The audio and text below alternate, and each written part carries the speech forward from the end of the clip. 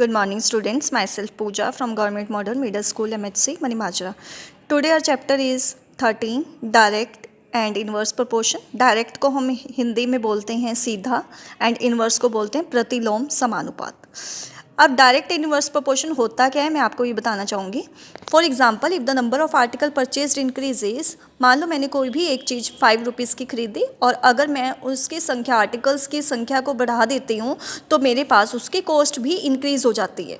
तो जब भी दोनों चीज़ें इंक्रीज़ हों वैल्यू भी इंक्रीज़ हो रही है. ठीक है, आर्टिकल्स की संख्या भी बढ़ गई और हमारे पास कॉस्ट भी इंक्रीज़ हो गई. तो जब दोनों ही चीज़ें इंक्रीज़ हों तो वो डायरेक्ट का केस होता है. More the money deposited in a bank, मैं बैंक के अंदर अगर कुछ पैसे जमा करवाती हूँ तो उसका इंटरेस्ट मुझे मिलेगा. ठीक है, और अगर मैं और पैसे जमा करा देती हूँ तो उसका इंक्रीज़ हो जाएगा इंटरेस्ट, और भी इंटरेस्ट इंक्रीज़ हो जाएगा. तो जब दोनों ही संख्या बढ़ें तो वो भी डायरेक्ट का केस होता है. Next example is as the speed of vehicle increases. जैसे ही किसी व्हीकल की स्पीड इंक्रीज़ होती है तो हमें कम टाइम लगता है किसी जगह पे पहुंचने में.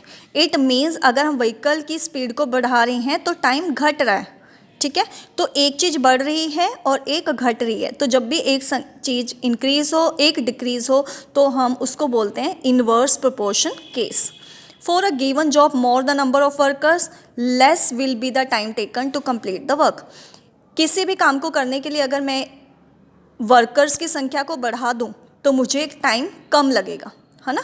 अगर हम संख्या को बढ़ा देंगे, वर्कर्स बढ़ा देंगे तो हमें टाइम कम लगेगा किसी काम को करने में. तो ये वर्कर बढ़ रहे हैं, टाइम घट रहा है. तो it means this is also the case of inverse. अब मैं आपको ये बताना चाहूँगी डायरेक्ट प्रोपोर्शन के क्वेश्चन को सॉल्व कैसे करें. पार्ट्स ऑफ रेड पिगमेंट, मान लो मैंने एक रेड पिगमेंट लिया, उसके लिए मेरे को 8 बेस रिक्वायर्ड है.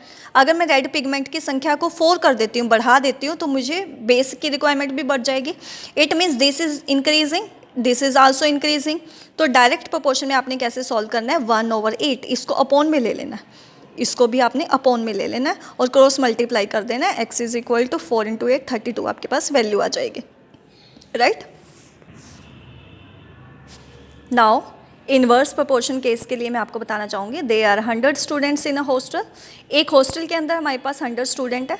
Food provision for them is for 20 days. हमारे पास उनके लिए खाना खाने के लिए कितने दिन के लिए खाना अवेलेबल है, 20 दिन के लिए, 20 डेज़ के लिए. How long will this provisions last if 24 more student join the group. कितने दिन तक खाना चलेगा अगर मैं 25 स्टूडेंट्स को और ग्रुप में ऐड कर देती हूँ.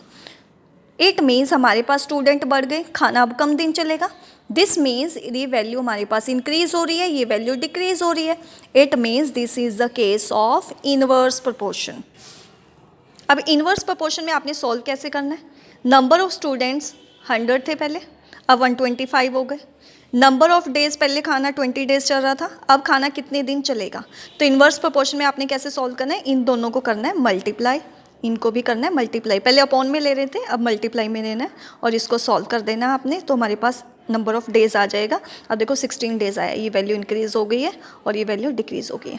तो आपने ध्यान रखना है कि जब दोनों वैल्यू इंक्रीज़ हों या दोनों वैल्यू डिक्रीज़ हों तो डायरेक्ट का केस होगा. और अगर एक वैल्यू इंक्रीज़ हो रही है एक डिक्रीज़ हो रही है तो वो इनडायरेक्ट का केस होगा. Thank you so much.